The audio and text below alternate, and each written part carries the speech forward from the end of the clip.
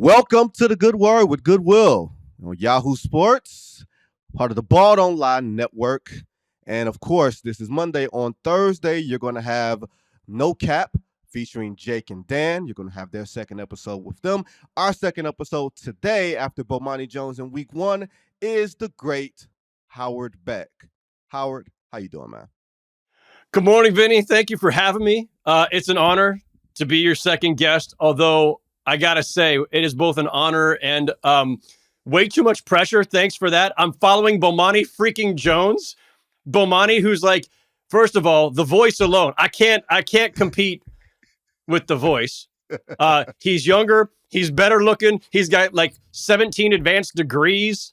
I have an English degree from UC Davis that I stole from them after not going to classes for 4 years. So thanks. This is great following in Bomani's footsteps. I will try not to disappoint your audience. Imagine following Bomani's footsteps, doing a podcast with him. That's the problem. Don't say the problem. That's the gift. They're doing a podcast with Bomani, because immediately it turns into Bomani's podcast in all the right ways. And so it was extremely, extremely fun. But Bomani's not on this week. So I have to actually do a podcast on my own this week. So I'm going to make you work. Yeah, that's exactly what it is. Howard Beck, shall we say the best free agent writer on the market, so to speak, or something of that nature? Who knows? But I'll take it. Yeah, but clearly Howard Beck, his work has been at Bleacher, of course, with the New York Times, most recently with SI. And Howard, of course, we're going to get right into the Western Conference playoff picture. More so, Howard, because of all these old guys coming back from injuries. And I feel like the Western Conference has been, we will call it, Howard, we will call the Western Conference this season having parity. I think it's been a bunch of mid. I think short of the Sacramento Kings being a really good story and a really fun story, the Western Conference has been a bunch of blah. But that might lead to a very interesting 2 months of the Western Conference playoffs, starting with the Los Angeles Lakers. They're still sitting in the play-in picture. LeBron James has come back after his few weeks sabbatical, after his tendon in his foot. He talked about maybe coming back a little bit, not necessarily a little bit sooner, but come back for the last 3 regular season games. Surprisingly, he came back on Sunday against the Bulls. They got waxed at home to the tune of Patrick Beverley giving LeBron the too little sign with a little less than a minute, or a little less than 2 minutes left, which had to be really, really satisfying for LeBron, or satisfying for Patrick, rather, and not satisfying for LeBron. But here's I don't know if you heard the back and forth between the media, Howard, and LeBron. And here's how it went. They said, LeBron, why did you decide against surgery? He said, because I went to the LeBron James of feet, and he told me I shouldn't have surgery. What country is the LeBron James of feet based in? I don't know. I have no idea. Howard, what is your confidence level in LeBron and in the Lakers beyond this game, but for the regular season games they have left, to get out of the play-in into one of those top 6 playoff spots and to actually advance beyond the first round of the playoffs? First of all, I'm just disappointed in our friends on the LA Laker beat that when they're asking him this and LeBron says, I don't know, that nobody came up with, I don't know, ain't no country I ever heard of. I mean, come on, press him a little bit. Go Samuel Jackson on him. I don't know. I went to the LeBron James of feet. That's a great line. I'll give LeBron that. That's a phenomenal line. What does that mean? Is that LeBron trying to win the GOAT argument again, as opposed to saying I went to the Michael Jordan of feet? I went to the LeBron James. It's everything with LeBron. It's always about winning the argument. Should have clarified that too. When you say the LeBron James of feet, does that mean he's like 1A, 1B to the Michael Jordan of feet? Is there a Kareem Abdul-Jabbar of feet in this discussion? Which doctor you prefer, actually just based on which era you came up in? Is it a generational thing? Listen, we don't know how healed his foot is. He talked about the possibility of surgery, but then if I do have it, it'll be in the offseason and you guys will never know. Does that mean he's playing still with a torn tendon? Yep. Does that mean he's on borrowed time? Like he looked normal-ish yesterday for a guy who'd been off for a while. He wasn't particularly aggressive. I looked it up. Like that was the fewest field goal attempts. 11 shots, fewest he'd taken in, I think, at least like a year and a half. He only had like 3 assists. That's, again, low for him. He just wasn't doing a lot of orchestrating and or attacking, but he had his moments. And, it's one game back. More troubling is that Anthony Davis also was not exactly particularly aggressive or getting a lot of opportunities in that game. And they looked a little out of sorts. And he hurt his hand. Or jammed his finger or whatever that was. Yeah, not great. Look, let's start with this assumption that LeBron is fine and he's back, right? We don't know what the rest is, but okay, he's fine, he's back. Anthony Davis is generally fine, he's playing. They need D'Angelo Russell back, and then they'll have this full complement of guys who have looked pretty good at times since the trade deadline, since acquiring all these reinforcements, Malik Beasley, Jared Vanderbilt, D'Angelo Russell. There's the outline there, Vinny, of something good. There is. Like, there's the outline there of something very, very dangerous because LeBron James and Anthony Davis together with a functional supporting cast, which they now have, which they did not have before, is dangerous. Not the best foot forward.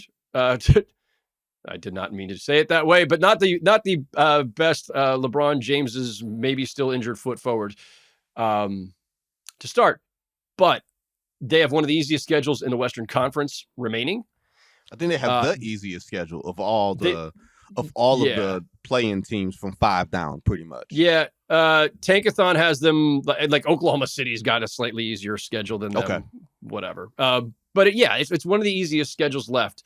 Period. And some of the other teams that they're jockeying with, the Pelicans and Jazz both have 2 of the tougher schedules according to Tankathon's strength of schedule ratings. So like the Lakers have. They got a bunch of road games this week, but there's a path. I gotta think, they're at least in the play-in. And then they're going to be like, we're going to do this thing again where we talk about the most dangerous play-in / 8th seed, 7th seed, whatever that we've ever seen. And they may well be. And especially in a year where nobody particularly has any confidence in the top of the Western Conference, it really leaves open a lot of stuff. You said it, Vinny.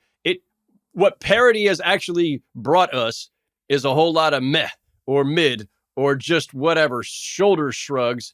And I mean, congratulations, NBA. Like Adam Silver, this is what you said you wanted like 12 years ago during the lockout, where you said we want 30 teams if well managed. Let's forget the well managed part, because a lot of this is because teams are not well managed. Yep. But 30 teams have a chance. Well, we're getting pretty close. So if this is your dream, you got it, for better or worse.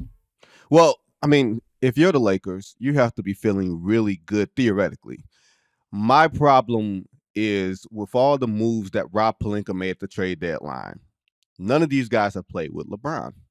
And unlike a team that we're going to talk about next, the Phoenix Suns, when Phoenix adds in a superstar in Kevin Durant, it's a lot easier to mix in a Kevin Durant than it is to mix in a LeBron James. LeBron is a high maintenance, high volume, great player, one of the greatest of all time. But that's an acquired taste, I think, for other players to have to adjust to. Even for an Anthony Davis. I'm not going as far as to say something idiotic like, hey, is LeBron coming back a bad thing because we got to get Austin Reeves more touches? You know what I mean? Like that sort of thing. I'm not going there. But there is something to all of these guys playing next to LeBron James and figuring out how to play with him. Because he controls so much of the offense, because you have to make allowances for him on defense. He's not good defensively anymore, hasn't been for a long time, and then you add a recovering foot injury to it, which means rotations, that's not going to be LeBron, right? That means on the screen and rolls, that means that LeBron's going to be getting hunted. I saw the Bulls yesterday seek out the matchups on LeBron James. It's not too many times, even though LeBron hasn't been a good defender, Howard, it's not too many times teams seek out LeBron as the mark. We're going to go hunt this guy. But because you're wondering about the mobility, you're wondering about the explosiveness, you don't know what version this is going to look like. And Howard, I'm not sure if a team can put it together quick enough to make it worth their while. Now, if the West is as bad as we think, Maybe you can have two top flight players be able to carry you through a round of the playoffs. My thing is, Howard, I don't think you can carry them through much longer than a round of the playoffs. I think if, look at this nice big what if that we might be asking ourselves forever now. If LeBron James did not go down a month ago, right, and they'd had all this time to kind of get in rhythm, because you're right. We talk about Kevin Durant as the ultimate plug-and-play superstar. You could just put him anywhere, and he will fit in. Even on nights where he's dominating the offense, he doesn't feel like he's dominating the offense. It's fluid. It just works. Whereas LeBron is a point forward. He's a point guard, frankly. I don't know. Why do we call Magic Johnson a point guard, but not LeBron James? I don't want to go Jeff Van Gundy here, but it's this weird go thing. Stan right? Van Gundy. Don't go Jeff. Go Stan. I can't do Stan's voice like you can. But LeBron has always been essentially the point guard of any team he's ever been on. He controls the offense. And so if you are D'Angelo Russell, who's used to having the ball in your hands a lot, or even if you're just the other guys, right? The ancillary players who are not ball handlers, it's not as big a deal. Jared Vanderbilt and Malik Beasley don't really have to figure out how to play off him, but D'Angelo Russell does a little bit. And then Anthony Davis is reacclimating to him. And, unless we forget Austin Reeves, we're taking away from the great Austin Reeves game now. We're taking away from the great Austin Reeves, Howard Beck.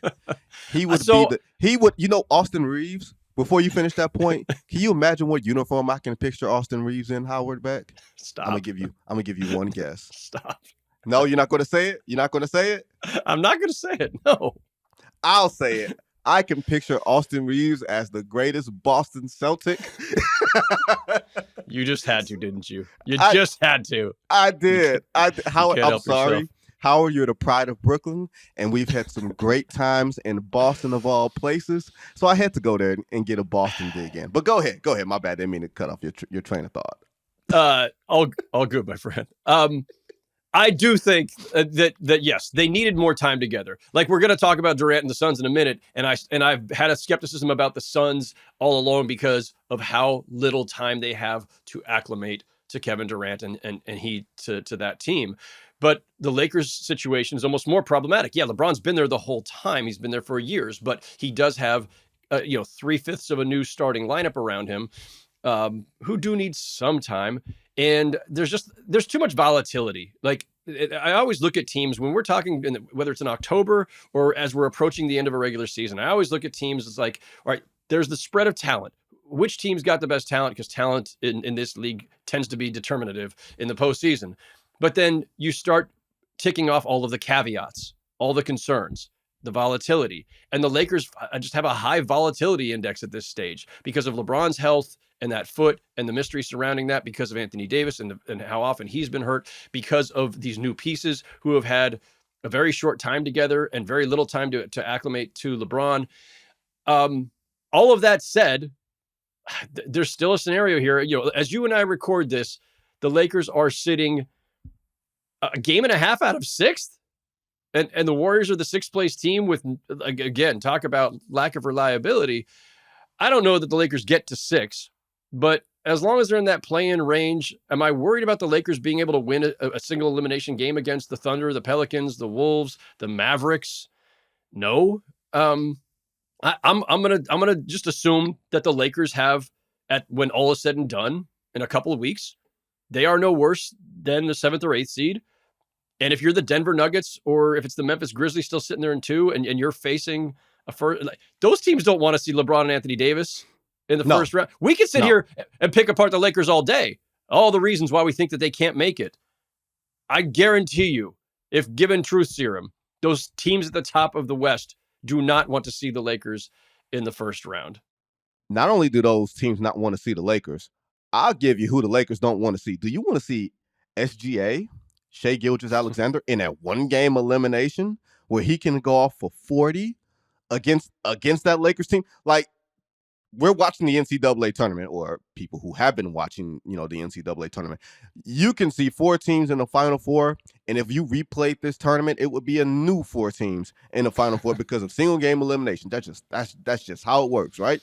Yeah. Same thing goes in this play-in tournament, which I think has been a great idea for the NBA. See, Adam Silver, Mike Bass, Tim Frank, I do give you guys a little bit of credit on some stuff. Play-in tournament has been a great idea. Shout out to Evan Wash. Shout out to Evan Wash, who created the tournament. There you go. It has been a lot of competitive basketball. There's great games on, or not great games on. There are competitive and meaningful games on every single night, right? So with the Lakers, I still have questions about how this works in high stakes playoff basketball because I'm not sure the health of LeBron James. Now, moving off of the Lakers into Phoenix, from LeBron to Kevin Durant, he could come back and play this week on Wednesday. That could give him 7 regular season games to acclimate himself to his new teammates in Phoenix. I was at his first game in Charlotte. It looked like he had been playing with them for years, right? You're playing with Chris Paul. You're playing with Devin Booker. DeAndre Ayton has had his injury issues. You know, you would assume that he's going to be close to 100% soon enough. To me, Howard, the biggest problem the Suns have, and it's pretty obvious, is their depth. And not just that, but how much can you rely on Chris Paul the later it goes into the season? They've taken the ball out of his hands a lot, and they've given it to Devin Booker, and you were giving it to the Mikal Bridges of the world before you traded them for Kevin Durant. But just what is your confidence that KD can come back? Because they've had a few bad losses. What is your confidence level that Kevin Durant can come in and sort of stop this ship from capsizing? I have a lot of confidence in Kevin Durant when Kevin Durant is healthy, right? Like Kevin Durant still at this stage of his career after everything, all the injuries, the Achilles, everything.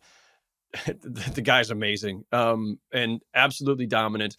Absolutely, I think the most versatile offensive weapon of his generation, and certainly in today's NBA. He just can't stay healthy. And so when I'm looking at this, all right, the fit with these guys, was the 3-game sample size enough to convince us that it's as simple as that? Just drop him in and he'll be fine. Yeah, sure, fine. We can say that. He's going to have now maybe up to 7 more games.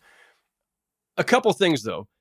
There's no precedent in my memory of covering this league for the last 26 years of a guy of Durant's caliber. Granted, there are no people of Kevin Durant's caliber. Right. Like Kevin Durant is, he's one of one, and there are only a handful of guys that you could even say, would be even a close analog. But we just don't see players at that level dropped into a team, even if it had been back in October, play 10 games in the regular season and then go lead them to the championship. Like, it just doesn't happen. It might, it could, like maybe they'll win the West and we'll see where it goes from there. On paper, they still look like the team that everybody feels the most comfortable picking, right? No one's got confidence in the Nuggets. No one's really got confidence in the Grizzlies. No one really believes that the Kings are going to have a long run. And why would we? They've been out of the playoffs for 16 years. Like, it's hard. Like, there is no clear favorite. And in absence of that, go with the team that's got Kevin Durant and Devin Booker and Chris Paul, right?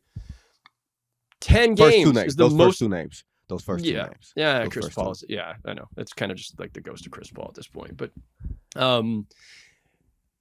it's 10 games, Vinny. Like, it's really, it's a strange. Now, so people will say the fit matters more than the time together. Okay, fine. But we talk all the time in this league about chemistry and the cohesion between players and being able to read each other and all that muscle memory. Think about what we talk about when we discuss Draymond Green and Steph Curry and that sixth sense or that telepathy that they seem to have with each other. You can't have that if you've never played together, or if you've played all of 10 games together. And then when it comes down to crunch time, when it comes down to whether it's just defensive communication, whether it's plays out of a timeout, whether it's just read and react situations, all of this, there's a certain muscle memory that goes into it. When we say chemistry, it's not just, do you like each other or that kind of thing, or do you enjoy playing with each other? It's also the familiarity you have and the feel you have, because basketball is like this symphony, right? You have to be able to play off each other, read each other, and be in sync. That doesn't happen that easily when all you've played is a handful of games. And so when will that come up? Is it like the final minutes of a tight game 5 and a tied 2-2 series? Like, maybe. And it may well be that, one miscue, one miscommunication ends up costing them. Who knows? So my confidence level in the Suns, it's still pretty high based on the talent alone. But Kevin Durant's got to stay healthy, and like he got to Phoenix after months off and immediately got hurt again. And like, that's just where he is at this stage of his career. A lot of miles, a lot of injuries the last few years. And that's what happens to a post Achilles patient, right? It's not that they can't get back to the high highs they were at. It's how long they can sustain it and how healthy they can remain. And then just last thought on this. He first got hurt when he was still in Brooklyn on January 8th. He's played 3 games since January 8th. And that part just kind of stands out to me too. Like, it's just Kevin Durant's got to get himself back in basketball shape, essentially, in a very short time. Well, the crazy thing is, post Achilles, all his injuries have almost been sort of freak, right? Jimmy Butler landing on the back of his leg in Miami this season. Last season, I forgot what game it was. It wasn't the Golden State game, but it was in Brooklyn, where a player landed on the back of his leg, the MCLs. Just something freak, just something that you see happen all of the time. And for me, with not just with the Achilles, we forget he had a Lisfranc injury in Oklahoma City that caused him to miss most of the 2014-15 season, the year after his MVP season in 14. So he's shown a remarkable ability to come back from really bad injuries and to look like Kevin Durant. The fact that he still looks like Kevin Durant at this stage of his career is quite remarkable. We just don't think of it that way. But Howard, I'm going to give you some players' names, right? Because we've talked about Devin Booker and whether you feel that Chris Paul can still rev it up and get there, right? But it's the Landry Shamits, the Jock Landells, Cam Payne, TJ Warren, Terrence Ross, Josh Okogie, Torrey Craig. Those are the players that I worry about with the Phoenix Suns getting into the playoffs. Because to me, yeah, you do win with your top 2 or 3 players, but you win with your top 7. You know what I mean? You're not going to play, you might play 8. You very rarely play 9 in a high-stakes critical playoff game of note where you're going to get 9 guys 20 minutes. I don't think that's going to happen. But how much confidence do you have in some of those lesser players, not just the muscle memory of the 3 basketball savants? Because if nothing else, you know that Chris Paul is going to be prepared. You don't know if Chris Paul is going to be able to actually get there. We know Devin and KD will be able to get there. So what about some of these, not say the others, I hate that phrase, I think it's so demeaning, but some of these role players that we've never seen in this position before, having so much responsibility on them in a high-stakes playoff game with a guy that they've rarely played with. Yeah, and look, remember when they made the trade, they gave up 2 of their best perimeter defenders. They're pretty much their 2 best perimeter defenders in Cam Johnson and Mikal Bridges. And, you know, the thought was, well, you know, we've got enough, you know, somebody will step into that breach and, you know, hey, they got TJ Warren back in the deal. And like, you know, they'll find a way to kind of patch it all together. But as you go down that list of names, Vinny, like, they're all decent players, good rotation guys. But I started, like, the wheels are in my head are starting to turn, like, all right, you've got your starting 5. You're going to need 2 to 3 guys in a playoff series, right? You go 7 or 8 deep. I'm not even sure which 2 or 3 guys it is. And I wonder if Monty Williams really knows. And this is the other thing about missing Kevin Durant this whole time. You really haven't had time to set your rotation and figure out which combinations are best either. That's part of playoff success too, is like knowing going in, you know what, crunch time, I know it's these guys. Or when I don't have Durant on the court, I know I can buy myself minutes with this guy, this combination. He just hasn't had time. The Suns haven't had time to figure any of that out. And yeah, listen, the history of the NBA is championships being won because Steve Kerr hit the 3 that Michael kicked out to him for, or John Paxson in Chicago too, or Derek Fisher with the Shaq and Kobe Lakers. You know, it's you know, Chris Bosh for the Heat once upon a time. Like there's you know, you think about these big 3s that were these game changers or series changers, where it wasn't just like the star got closed out on and had to kick out to somebody. Like, who in that lineup are we really confident in? So I do think that's an issue for them too. It's a combination of chemistry and cohesion, the depth, and then staying healthy, because Chris Paul seems to get hurt at least every other postseason, if not every postseason. Durant's an injury liability. Devin Booker, the youngest of them, hasn't even been healthy all season. You know, DeAndre Ayton's been out a bunch recently. So, yeah, there's a lot of volatility there. Yeah, and we were going to go and talk about the Minnesota Timberwolves, but I just think they're unserious, right? I just think they don't. I don't put it like this. I just don't believe that they have enough. And I love the Ant-Man, right? Carl Towns coming back. He looked reasonably good. He didn't look in shape, but you don't expect someone who's missed so much time from November, December to actually come back and look like himself. But he hit that big three after the Draymond turnover to put the Timberwolves up in a situation where they looked like they were going to be dead in the water, and they stole the game out of there. So that is your Minnesota Timberwolf mention of this podcast. Because I wanted to get Kyle Anderson. Let me just say, Kyle Anderson destroyed the Warriors last night. Kyle Anderson just wrecked slow-mo. Oh slow-mo. Slow-mo. Cat hit the big shot, but Kyle Anderson disrupted so many plays in that last 6-8 minutes of the game. Anyway, go ahead. That's enough Timberwolves talk. Yeah. Basketball IQ means a lot, right? And I love the Ant-Man. We're gonna get to the Ant-Man at some point during these podcasts because I love the Ant-Man, right? But this is what I wanted to get to, especially with you. Howard Beck, Zion Williamson has been out since January. He's missed a ton of time this season. I feel like we can say that a million times throughout the course of his career. They said he's going to ramp up stuff over the next 2 weeks, but it doesn't feel realistic that he's going to play this season. You're not going to throw him into high stakes playoff basketball for the Pelicans with everything they've got going on. So not necessarily to the Pelicans and what you think of their prospects, but how do you see Zion Williamson's future lining up? Is this kind of where he is? Because when he plays, he looks like an MVP type of player. But it seems like there's always a nagging injury. Something always comes up that sort of shakes the confidence that you have in him that this can actually work. Not only that, I think the troubling thing, Vinny, is that when Zion gets hurt, it always ends up being longer than we think it's going to be. The mystery shrouding it is always just considerable. It's always this, well, we're not sure when he's coming back. Oh, we don't really, there's no updates. Everything's always a little bit ambiguous. It's really strange. It always ends up being something prolonged. It always ends up being something where we don't feel like we quite have the whole story. And then months later, we'll find out, he had, hip replacement surgery or something. He didn't actually have hip replacement surgery, as far as I know. Right.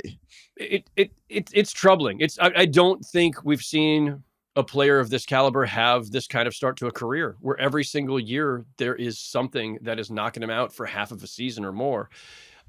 So listen, I went down to Florida where he was working out, training in the off season to do a big feature on him for the cover story for the NBA preview issue for SI last fall.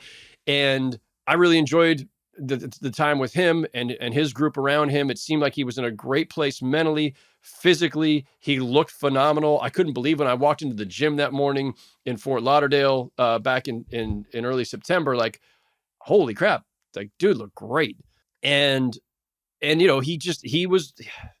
everything was pointing in the right direction, Vinny. Everything felt like, okay, he is healthy. He's in a good frame of mind. They've got CJ McCollum now, running the show there. They've got all these great young players.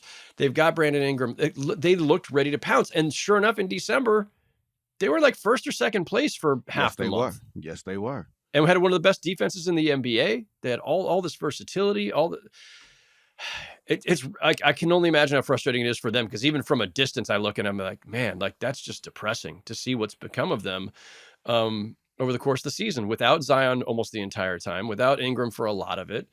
I don't know how to project where that team is going, Vinny. We could talk about, could they make the play in the playoffs? Sure, fine, great. I don't expect they're going to last very long. The real question about them is the long term, and Zion's too young for us to sit here and write him off. Right. But this pattern is so troubling of his health issues, and he's such a unique player physically. The combination of his size and strength and explosiveness on that body, the amount of strain it puts on ankles and knees and hips and everything else, is that the reason he's going to just keep getting hurt?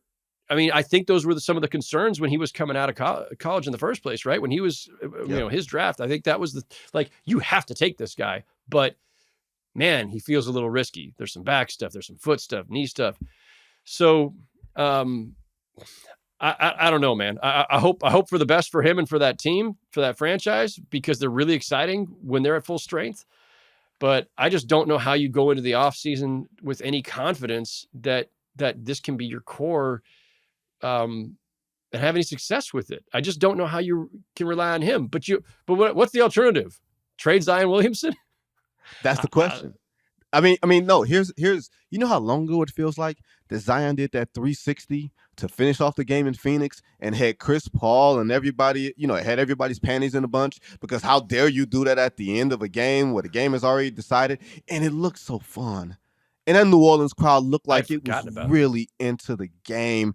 And if you've ever been to New Orleans, it's a fun time, right? Like I petition for All-Star Weekend to permanently land in New Orleans. No more. You and I are co-presidents of this club. We are co-presidents of this club. Put the All-Star game permanently in New Orleans. Permanently in New Orleans. I don't care if it's during Mardi Gras, after Mardi Gras, before Mardi Gras. All-Star should be in New Orleans. The most fun weekend ever. So to see that franchise in that city start to pair itself and start to play meaningful basketball in a Saints town, in the LSU city, and you can see them start to make a connection, and Zion being the face of that connection. And then you look at his stat sheet and you look at the games that he's played, Howard. 24, 61, 0 last season, and then 29 this season. And this is when he, like you said, he got off to such a rollicking start. His win shares, right, especially before he got hurt, were like up in the top, near the top 10. Like he's not just a numbers guy. Like he contributes heavily to winning. He signed the big Supermax contract, the rookie scale extension that everybody signs. And now you have the question, what do you do with him? Not necessarily after this season, but how do you build around him? How can you build your franchise around such a big piece with so much uncertainty? Not even Joel Embiid. Maybe Joel Embiid is the closest comp, I feel like, Howard, as far as, getting off to a rocky start, and it's paid off for Joel Embiid. Like Joel Embiid has his health issues and everything else now, or the health concerns, not issues, but concerns that, hey, he might miss a game here or there. When he plays too much, you can see the back and knee start to flare up. When he misses a game or so, he loses his conditioning. But Joel Embiid is an MVP. And that is something that a lot of people couldn't necessarily see during his first couple of years when it was the Shirley Temples and is he, he's overweight and everything else. And now he's this guy, and we've forgotten all about that stuff. Can you see a similar turn happen with Zion, or is that a completely different case compared to Embiid? I mean, similar fact pattern, right? Come into the league, a big guy with existing, health concerns that make you wonder about his long-term durability, right? Especially at that size. We always worry about big men with back injuries and back issues, big men with foot issues, because it's a really depressing history in the NBA of guys who've had their careers cut short because of that. Embiid has been phenomenal. I mean, duh. I mean, he's an MVP candidate again. He has been the last, couple of seasons, the runner-up to MVP. But I mean, phenomenal in that after that rocky start, physically and otherwise, he has been able to stay healthy, be dominant, show a commitment to the game that people wondered about early in his career, as you kind of alluded to. In Zion's case, look, different makeup physically, different guy. I think there are some of the similar concerns in the early part of his career as there were with Embiid early in his career, where it was how serious, how dedicated is he? And, how much of the health concerns are wrapped up in, his own diligence, right? Mm-hmm. And that's always hard to know, right? People speculate about it, people will gossip about it, but it's hard to know. And, it feels a little bit similar, Vinny. I mean, Zion, I'm sure would be thrilled to have Joel Embiid's career trajectory after the first couple of years of rocky injury issues and everything. I just don't know where this goes from here. I really don't. If you're the Pelicans, you have to be extremely nervous. If he had come through this season healthy, dominant, the way we saw him earlier in the year, even then you'd feel a little bit of concern about like everything he'd been through, but you would feel like, okay, we've seen it now. There's now proof of concept here. Zion can play a full season or close to it. He can play like 70, 75 games. Well, we still haven't seen it. And how many years in does it have to be before you start to think maybe it's just never going to happen? Maybe it's a little bit of bad luck. Yeah. Howard, he's 22. Still so young. I know. He's 22 years old. He'll be 23 in July. It's crazy. And the thing, I feel like he's got so many miles on his body and not miles as in NBA, games and minutes, but surgeries and rehabs. Like, rehab is not fun. Like, for those who've never gone through it before, it is torture. And for me, the thing with Zion is I feel like he can get himself in condition to play.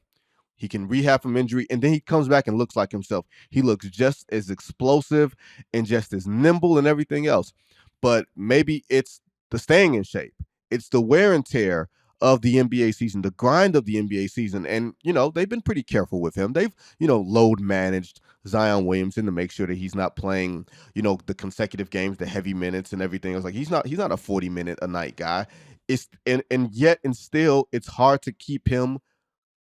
It's hard to keep him on the floor. And if you're the Pelicans, you can't trade him, right? Because you just went through this with Anthony Davis on a different level. I don't know where the Pelicans as a franchise, Howard, go from here. I don't either. I really don't. It's funny. Like, there's a bunch of teams, right? When we get to the offseason, we'll sit there and say, like, oh, they need to do this, they need to do that. You can kind of break down a team and figure out, and even for us, right? It's easy for us to play fake GM and say, trade this guy, acquire that guy. This is one, Vinny, where I really don't know. Like, if I put myself in David Griffin's shoes, and it's like, what do you do if you're running that franchise? I am stumped, because trading Zion when he's the face of the franchise, and as you point out, not even 22 years old yet, and with all the potential in the world to be a perennial MVP candidate, trading him is risky. Keeping him is risky. Yep. I don't even know what you could get for him if you start. We went into fake trade mode. I don't even know what you're getting, because other teams out there, as intrigued as they would be, are going to have the same concerns. Like, what am I acquiring in this player who can't stay healthy and is making max money and has all these questions floating over him? So I'm not even sure, even if you want to just say, you know what, we're out of the Zion Williamson business. We're going to pivot. We're going to build around CJ McCollum and Brandon Ingram and this young group. We'll find a different way forward with all the stuff we'll get back for Zion. I don't know what the stuff is. I don't know who's making that deal, because you're buying into a whole lot of risk. So when you have a player of that talent at that age, but that injury history and all those question marks, I think you're just kind of stuck with him, for better or worse. And stuck with him might end up being great, right, if he stays healthy. That's a really big if right now. Yeah, and it's funny, you saying playing fake GM. I will tell you a quote from a coach who I covered, and I heard from a fellow writer who I guess I worked his nerves so bad. He said the phrase, Vinny thinks he's the coach. When we come back with Howard Beck, we're going to talk about the Dallas Mavericks, and we're going to talk about MVP voter transparency.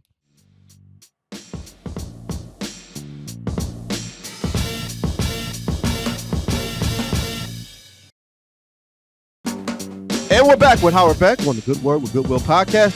Howard, now we have to go to our favorite subject, Kyrie Irving.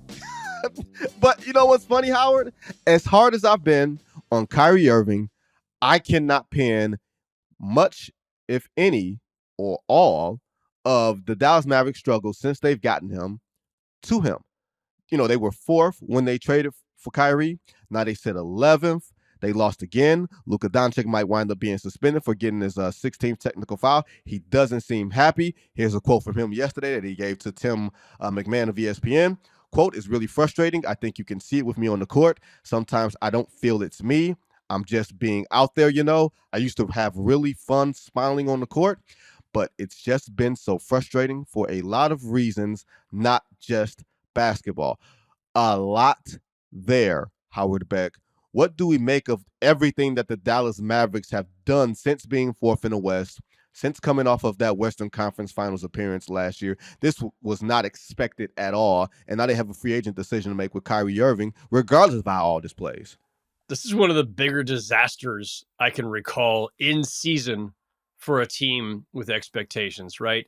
And even as I say that, of course, the team on the other end of that trade for Kyrie, the Brooklyn Nets, that's a pretty big disaster, right? Like that. Yep. That was a plausible contender at the moment that they had to blow it up, but they didn't have a choice. Kyrie says, I want out. Kevin Durant says, fine. They did well in those trades. Fine. Like, okay, you blew up a plausible contender midseason. Not a small thing, but there were circumstances. The Dallas Mavericks had a team that went to the conference finals last spring, and They screwed up the Jalen Brunson situation. Yes, they and did. Lost Jalen Brunson. And then they're playing at a deficit. And that mistake, you could argue pretty convincingly, is what pushes you toward a deal for Kyrie Irving that even in the moment they made it seemed ill-fated. And I'm not saying like Kyrie Irving ruined the Mavericks by any stretch. This is not about Kyrie. By all appearances, he's been perfectly fine there. That's always, the clock's always ticking. Like, you never know when the next Kyrie thing is going to happen. Just ask the Brooklyn Nets or the Boston Celtics or the Cleveland Cavaliers. But he's been fine. It's not his fault that they made a trade that was just ill-conceived. Luka Doncic. But I understood why they made the trade. I understood why you make the trade. All right, no. So state the case for making the trade, because I think I get it. But you I didn't agree with it at the time. But you tell me why you make the trade. You make the trade because you don't know when the next time you'll be able to acquire a second star. Fair. They had a very hard time acquiring a second star for Dirk Nowitzki, the most stable of stable franchise players this league has ever seen, right? 20 years with a franchise, was never going to leave. After Steve Nash, they had one All-Star, I think it was Josh Howard in 2007, right? One All-Star for Dirk Nowitzki the entire time he was there after Steve Nash left in 2004. So you think about the same thing coming up with Luka Doncic, who might be a little more itchy than Dirk Nowitzki. And you realize if we get Kyrie Irving, and let's say it doesn't work this year, we'll probably still be in the playoffs. Maybe not. But you're thinking you're stable enough with the pieces that you have, the sweat equity that you have on this team, that you're not going to completely fall out of the playoff picture. You're not thinking that Luka's going to miss games. You're thinking that, hey, we're going to get a player who can create his own shot, that can take pressure off of Luka to feel like he has to do everything. Like Jason Kidd literally said to me, man, I hope Luka doesn't die out there on the floor. You know what I mean? Because he's playing so much and playing so hard, and the usage is so high. He knew it wasn't sustainable. So you get Kyrie Irving with the hope and belief that you'll be able to pay him more than anybody else, which is basically the only way that you feel like you can keep a player is if he's in-house. And you can fill in the blanks for everything that you've lost in the offseason, but that you'll have enough scoring talent to make up for it in the meantime to keep you afloat. There's a lot of teams that's playing bad defense but still winning basketball. It's just that Dallas isn't one of them. Well, there's also a difference between like bad defense and zero defense. There's a difference between like average defense, which the Nuggets have played for enough of the season to make them a viable contender with elite offense, versus the Mavericks with no defense, no size, frankly. Yeah. They're this really small team. And so this is the problem. And listen, I would be the first to say, like, this is a stars league, you win with stars. And if you have one star, your next mission is to get a second star. And if you got two stars, you're going to go try to get a third, because that's the history of the league in general. But the last few years, Vinny, this has not been, we are past the super team era, or at least it's on pause. The teams that are winning, like the Warriors were a super team once upon a time, but the Warriors team that won the championship last June was Steph and a bunch of really good players. It was, like Klay's not an all-star anymore. Andrew Wiggins was kind of an all-star last year, but Draymond was, like Andrew Wiggins was Andrew Wiggins. He just happened to play with a better team. Yeah. So this wasn't some super team. They weren't stacked. Right. It was Giannis, and yes, okay, Chris Middleton has made some all-star teams. Drew Holiday's made a couple, but again, not a super team. It's Giannis and a great supporting cast. It was Kawhi in Toronto and a great supporting cast. We are in an era here where teams are winning, and even teams that are going to the finals are getting there with one supreme player, maybe one other part-time all-star, and just a bunch of really good players. I say that to say that this wasn't a moment where I thought you had to go out and get a Kyrie. And if you were going to go out and get that second star, and I agree with you, look, the history of the Mavericks with Dirk and the failure to support him with other stars over the course of his career is a tough one for that franchise. That is part of their history. They did win their championship, caught lightning in a bottle that one year. But I understand the thinking to go get a Kyrie, but Kyrie wasn't the right complementary player. You already have Luka, this supreme scorer and playmaker who can create, and who you really don't want to take the ball out of his hands too often. You don't want to burn him out either, right? This is the catch-22. You don't want to burn him out. You needed to, but that was why Jalen Brunson was the perfect tag team partner, was because Jalen Brunson doesn't need a high usage rate himself. He doesn't need a ton, but he can spell him.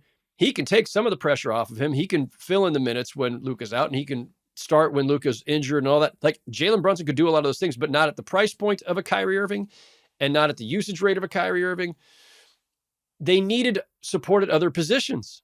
And they gave up their best defender in Dorian Finney-Smith. And they gave up a pretty good point, all-around player in Spencer Dinwiddie in that deal. So, listen, on top of all that, of course, Kyrie's been out for some games. Luka's been out for some games. Would they be in a better position right now if those two had just stayed healthy? Would we be having a different discussion about the trade and the outcome of that trade if only those two stars had been healthy? Maybe. But you still would have been really backcourt heavy and really thin everywhere else. And that was the consequence of the trade. And yes, to your point now, one, you've got an unhappy Luka, whether it's about on the court, off the court, or whatever's going on. I don't know. I don't want to speculate on what's going on with Luka and his mood, but the losing ain't helping.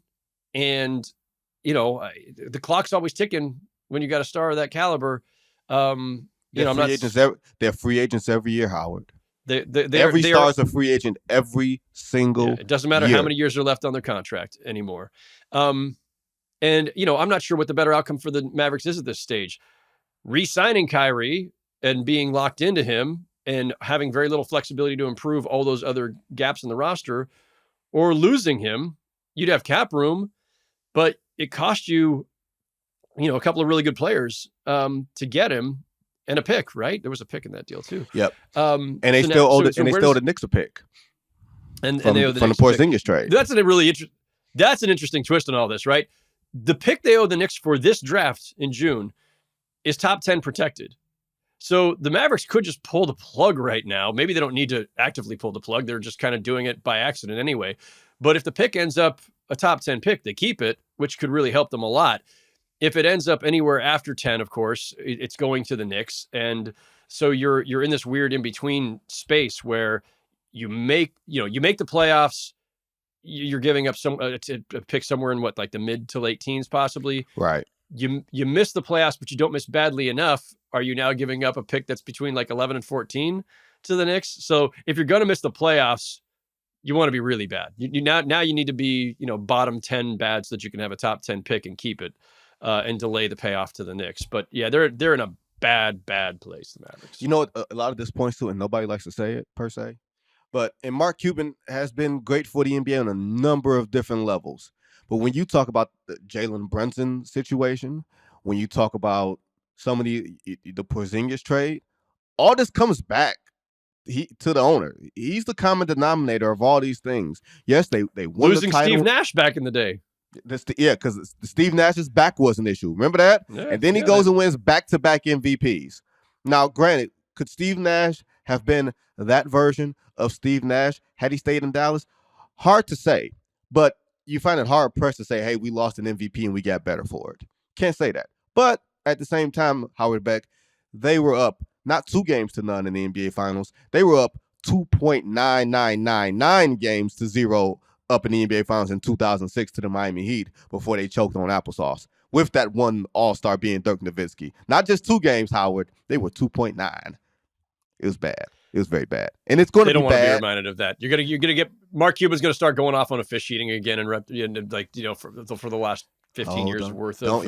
Nobody wants a DM from Mark Cuban about what's said on an itty-bitty podcast like this. But Howard Beck, it's funny because we've come to this point in the program. It is called the Howard Beck Rule, affectionately, by our friend Mark Spears of ESPN's Andscape. For those who don't know, voting season is upon us. And we're going to get our ballots in a few weeks. I think we just got some emails from the league asking us, hey, do you want to participate? And for years, voting had been private. It had been confidential by and large. But now voting is transparent, where the media's votes are laid bare for the public and subject to scrutiny. And with contracts, whether it's the Supermax deals or the rookie scale extensions or some of those mechanisms that come into all NBA or MVP or awards voting, now that's sort of in the hands of the media. Responsibility that we didn't ask for at all, mind you. So Howard Beck, where do you stand on the current state of transparency in NBA media voting, considering all those factors? Yeah. Thank you to our buddy and my fellow San Jose native, Mark Spears, for the coining Howard Beck rule. I heard that on the what was that, the ESPN's pod last week, the Hoop Collective. Hoop Collective. There you go. The name escaped me for just a minute. The Hoop Collective. So yes, I mean, Spears calls it that because he knows that I was one who very much believed back in the day that we needed to be transparent with the balloting. I just believe that as a journalist, right? Like, our whole job is tied up in the idea, these concepts of transparency and holding other people to account and wanting as much information as possible and trying to hold people accountable on whatever beat we cover, whether that's basketball, whether it's Congress, whether it's your local city council. And so I never felt comfortable with the idea that our votes were private.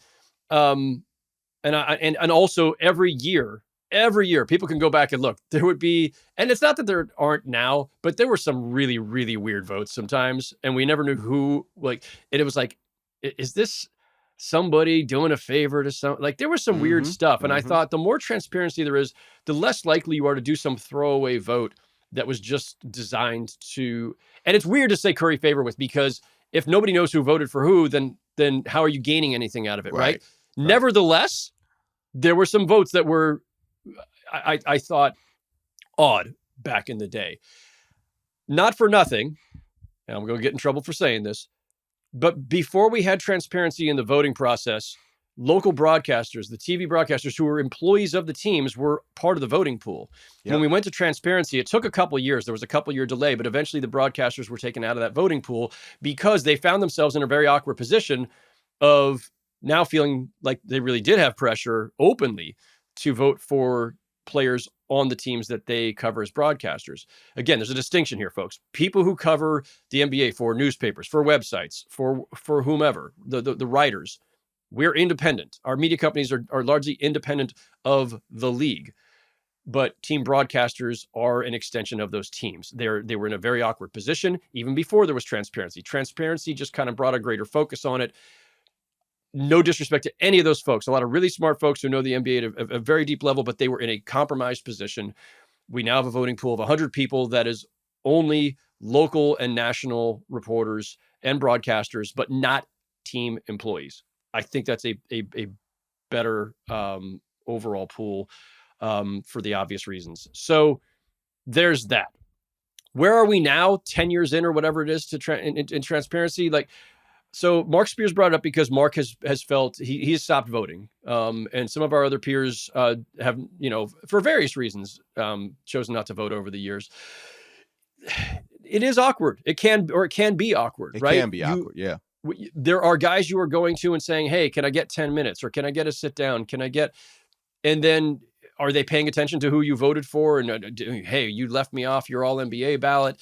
I get it. Like, that can be awkward. That is part of the trade-off, but I think that's part of the trade-off we make as reporters covering this league anyway, Vinny, that some days we're just reporting, some days we're doing a feature, some days we're having to opine, right? We are all straddling the line between reporter and pundit these days in a way that you didn't back when we were all at newspapers, where newspapers usually had a lot firmer line there, where it was, you're either one or the other. Right. Pick a lane, opinion or news.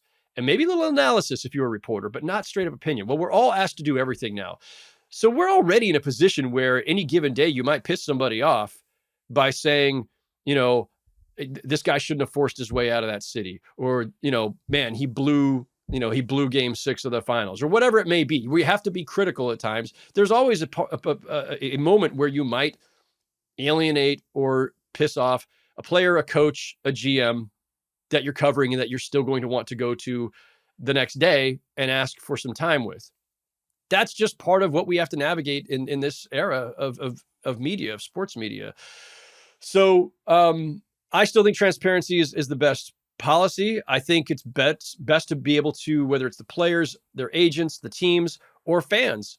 You want to go to NBA.com/official? Is that where it is? I can't even remember which part of the website, where you can go and look at who we all voted for. Oh, this massive ass grid that you have to like blow up like 50 times because it's unreadable when you first pull it up. And they will do it.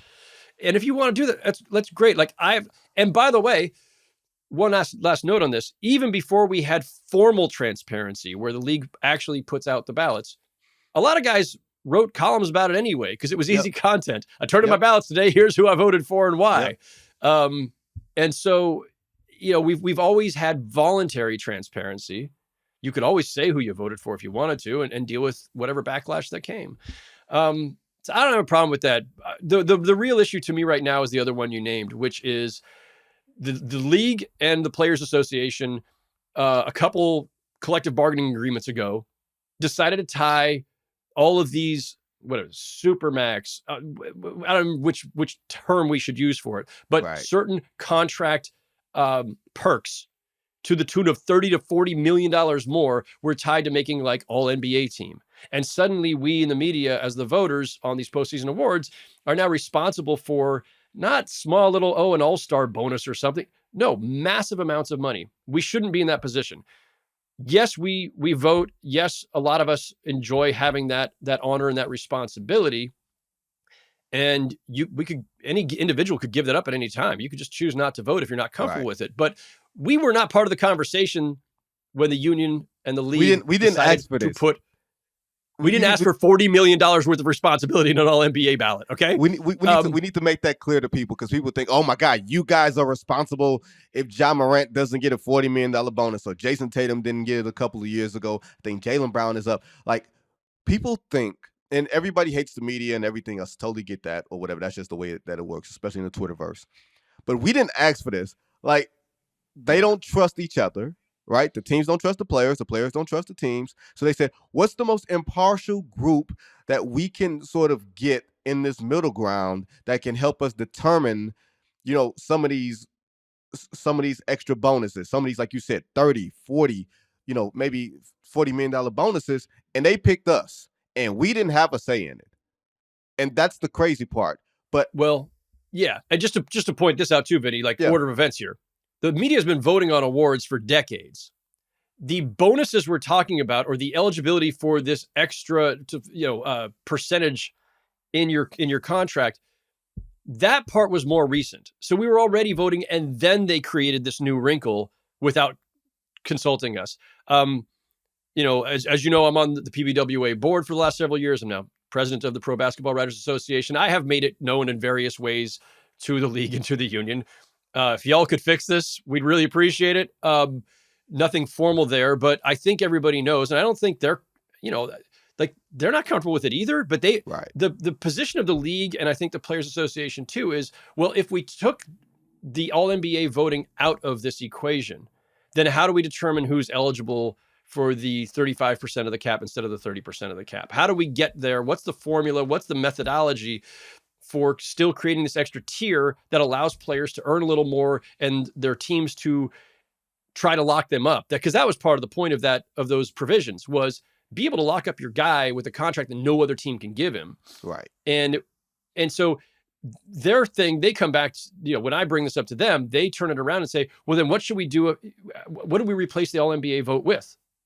And I say, that's not my problem. It's your CBA. It's your bonus structure. It's your contract structures. You guys figure it out. I'm not here to do your job for you. And that's frankly still my position. If they want to use statistical modeling, if they want to use certain stat categories in combination with each other, whatever they want to do, appoint a blue ribbon panel of former players to determine who is eligible. I don't care. Just leave us the hell out of it, because we don't want this responsibility. And if the alternative is to stop voting, that's more problematic, right? We're not going to just pull out of the balloting entirely, because, as you point out, the league brought that to the media however many years ago, because they determined you can't trust the players to do this and take it seriously. We see that every year now in the All-Star voting. The players do not take it seriously. Jeff Van Gundy. Can't trust the coaches either. Jeff Van Gundy, who will defend coaches on just about everything else on earth, on Zach Lowe's podcast last week, pointed out the all-star reserves voting, noting the coaches mess it up all the time. He doesn't trust that. So I'm not saying we are the best voting body, but we are, by contrast, the most impartial, and with no stakes in the matter. And whether we get it right, we get it wrong, whether you like the way we've voted, whether you disagree, agree, whatever. It's 100 people, and the consensus of these 100 people all filing individual ballots we're not like consulting each other. It is a true kind of consensus that just kind of emerges. And I think we get more right than wrong, and people will nitpick every year, and that's fine. I do it too. And then there are times where I'm like, I didn't see that coming. That was odd. But what are the alternatives? There really isn't one. And because there isn't, the league's going to stick with us, but they should eliminate that provision of the CBA that ties all NBA to $40 million. Absolutely. Well, one thing I've learned through the transparency of awards voting is that every player has a hive. Last year, I learned that Trae Young has a hive. Because I did not vote him on all NBA team because I had the nerve to put, Ja Morant and Steph Curry and Luka Doncic and, Devin Booker and guys like that on all NBA team. Trae Young, and not Trae Young, but supporters of Trae Young were in my mentions telling me how wrong I was. And my thing to them was, okay, who should I take off? Shockingly, never really got an answer on that. But that is the great Howard Beck. Howard, thank you for joining me here on The Good Word. Really appreciate you. Can't wait to see where you go next. In addition to being our fearless leader for the Pro Basketball Writers Association as the new president. And in case, Howard, I hope you don't mind me plugging your wife's book here, The Pearl Hunter. If you're watching on YouTube, it's probably over Howard's shoulder right now. There we go. See? There we go, Howard. Available at bookstores everywhere and online. All that stuff. Thank you, Vinny. Oh, no. Oh, man. I really appreciate you, Howard. Even though next time you come over, we're going to talk about some of our favorite NBA cities. And we know that Boston is going to be right at the top because, of things that they do during the NBA finals that is completely so Boston that only they can appreciate it. And it only takes a person like me to point it out. But we're not going to do that today because Thank you.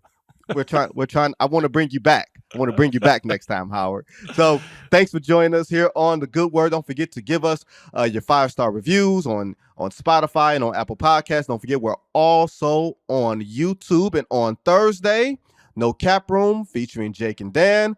Don't forget The Good Word every Monday here on Yahoo Sports. Thanks so much for your time. Howard Beck, thanks again.